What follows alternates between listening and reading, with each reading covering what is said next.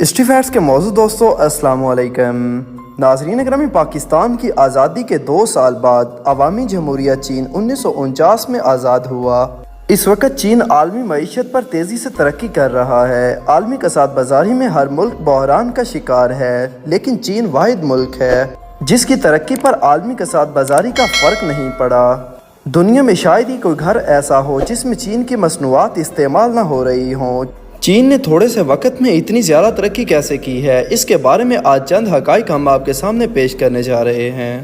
اس دلچسپ موضوع کے آغاز سے پہلے آپ سے گزارش ہے کہ چینل کو سبسکرائب کر لیں، جبکہ ویڈیو کو آخر تک ضرور دیکھیں۔ ناظرین اکرامی، اقوام عالم کی حالیہ تاریخ میں یوں تو کئی ملکوں نے ترقی کے مراحل طے کیے ہیں، مگر جس طرح عوامی جمہوریہ چین نے خود کو گزشتہ 2 عشروں میں ایک علاقائی قوت سے عالمی طاقت میں تبدیل کیا ہے، یہ ایک ایسا معاملہ ہے جس پر دنیا بھر کے ماہرین حیران ہیں۔ البتہ یہ امر بھی طے ہے کہ بھلے ہی کوئی ملک چین کا حامی ہو یا مخالف، کوئی بھی اس حقیقت سے انکار نہیں کر سکتا کہ چین نے موازنہ طور پر ترقی کی منزلیں طے کی ہیں، اور آج ایک جانب دوسری بڑی اقتصادی قوت ہے تو اس کے ساتھ دفاعی شعبے میں بھی کسی ملک سے پیچھے نہیں، بلکہ اکثر ماہرین متفق ہیں کہ آنے والے چند برسوں میں وہ امریکہ کو پیچھے چھوڑ کر سب سے بڑی عالمی قوت کی حیثیت اختیار کر لے گا۔ اسی پس منظر میں آج سے تقریباً 10 سال پہلے 19 دسمبر 2014 کو اسلام آباد میں پاکستان چائنا انسٹیٹیوٹ اور چینی سفارت خانے کے اشتراک سے ایک تقریب منعقد ہوئی۔ اس موقع پر چین کے صدر شی جن پنگ کی تحریر کردہ کتاب دی گورننس آف چائنا کی تقریب رہنمائی ہوئی، جس کا افتتاح پاکستان کے صدر ممنون حسین نے کیا تھا۔ واضح رہے کہ پاکستان چائنا انسٹیٹیوٹ کے چیئرمین سینیٹر مشاہد حسین تھے۔ چینی وزیر نے اپنے ملک میں رول آف لا کی بھی سیر حاصل گفتگو کی۔ یہ کتاب دراصل چینی زبان میں لکھی گئی تھی اور اس کا ترجمہ انگریزی زبان میں بھی موجود تھا۔ یہ کتاب 18 ابواب اور 515 صفحات پر مشتمل ہے۔ اس کا ترجمہ عربی، فرینچ، جرمن اور پرتگالی اور دوسری زبانوں میں بھی ہو چکا ہے، جبکہ اردو میں بھی اس کا رسالہ شائع کیا جا چکا ہے۔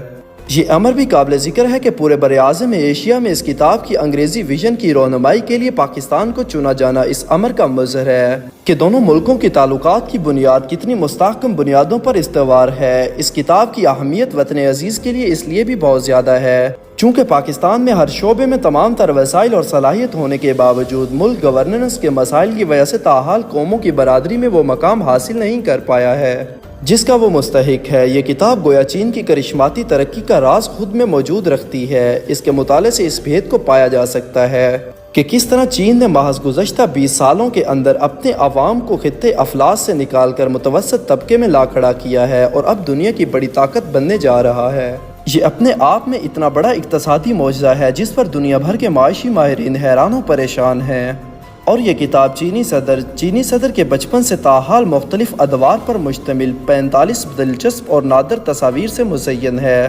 یاد رہے کہ چین کی کل آبادی 2013 کے اعداد و شمار کے مطابق اس وقت 1,35,73,80,000 افراد پر مشتمل تھی۔ چینی صدر کی کتاب 1,35,73,80,000 افراد کی ترجمانی کر رہی تھی۔ یہاں اس امر کا تذکرہ بھی بے جا نہ ہوگا کہ چین نے گزشتہ چند عشروں میں عالمی سطح پر اقتصادی، دفاعی اور سفارتی شعبوں میں وہ مقام حاصل کیا ہے کہ اسے انٹرنیشنل ریلیشنز کی حالیہ تاریخ میں ایک معجزہ قرار دیا جا سکتا ہے، اور ضرورت اس امر کی ہے کہ پاکستان کی حکومت اور عوام اپنے چینی بھائیوں کے تجربات سے خاطر خواہ استفادہ حاصل کریں اور اس دوستی سے بھرپور فائدہ اٹھاتے ہوئے وطن عزیز پاکستان کو بھی انہی بلندیوں کی طرف لے جانے کی ٹھوس حکمت عملی مرتب کی جائے۔ بہرحال سبھی ماہرین نے دونوں ممالک کے تعلقات کا مختلف حوالوں سے تفصیلی جائزہ لیا ہے، جس کا لب لباب یہ تھا کہ حکومتی سطح پر تو یہ تعلقات قابل رشک حد تک بہتر ہیں، لیکن ضرورت اس امر کی ہے کہ پاکستان اور چین کے عوام کے باہمی رابطوں کو فروغ دینے کا مؤثر لائحہ عمل مرتب کیا جائے۔ بہرحال اس زمینی حقیقت سے تو کسی بھی اعتدال پسند اور غیر جانبدار تجزیہ کاروں کا انکار نہیں ہو سکتا کہ وطن عزیز پاکستان کے عوام اور سبھی حکومتوں کی ہمیشہ سے یہ خواہش رہی ہے کہ اپنے ہمسایوں سمیت دنیا کے تمام ملکوں کے ساتھ برابری، عدم مداخلت اور باہمی تعاون کی بنیاد پر اچھے تعلقات قائم کیے جائیں، اور پاکستان کو اپنے اس مقصد میں بڑی حد تک کامیابی بھی حاصل ہوئی۔ قوموں کی برادری میں زیادہ تر ملکوں کے ساتھ پاکستان کے تعلقات قابل رشک حد تک بہتر ہیں، مگر پاک چین تعلقات گزشتہ کئی عشروں سے دنیا بھر میں مثالی نوعیت اختیار کر چکے ہیں۔ کیونکہ اس دوستی کو نہ تو بدلتے ہوئے موسم متاثر کر سکے اور نہ ہی داخلی علاقائی اور عالمی سطح پر ہونے والی تبدیلیاں اس مثالی دوستی پر اثر انداز ہو سکیں۔ گویا یہ تعلقات نصف صدی کا قصہ ہیں، 2-4 برس کی بات نہیں۔ تبھی تو چین کے سابق صدر ہو جن تاؤ نے چند برس قبل اپنے دورے اسلام آباد کے دوران کہا تھا کہ پاک چین دوستی نہ صرف سمندر سے گہرائی اور ہمالیہ سے بلند ہے بلکہ یہ شہد سے زیادہ مٹھاس پر مبنی ہے۔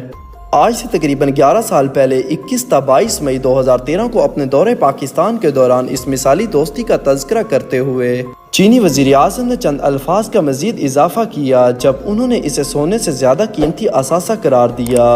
ناظرین گرامی، دنیا بھر میں جہاں چین کی کامیابی کا شور ہے، وہیں دوسری طرف پوری دنیا اس بات سے بھی آشنا ہے کہ چینی عوام کا اپنے ملک کی کامیابی میں بہت بڑا ہاتھ ہے۔ اگر چینی قوم کی چند خوبیوں کے بارے میں بات کی جائے تو چینی قوم میں ایک خوبی یہ پائی جاتی ہے کہ انہیں صرف اور صرف اپنے کام سے غرض ہوتی ہے، کوئی آئے کوئی جائے، انہیں اس سے کوئی غرض نہیں۔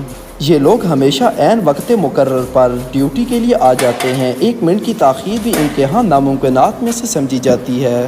مثلاً اکثر فیکٹریوں میں ڈیوٹی صبح 7:30 بجے شروع ہوتی ہے، پوری قوم 7 بجے ناشتہ کرتی ہے، پھر 7:30 سے 8 بجے تک اپنے دفاتر کے نظام الاوقات کے مطابق کام کا آغاز کر دیتے ہیں۔ حیران کن بات تو یہ ہے کہ یہ پورے ملک کی ترتیب ہے، نہ کہ کسی ایک شہر یا کسی گھرانے کی۔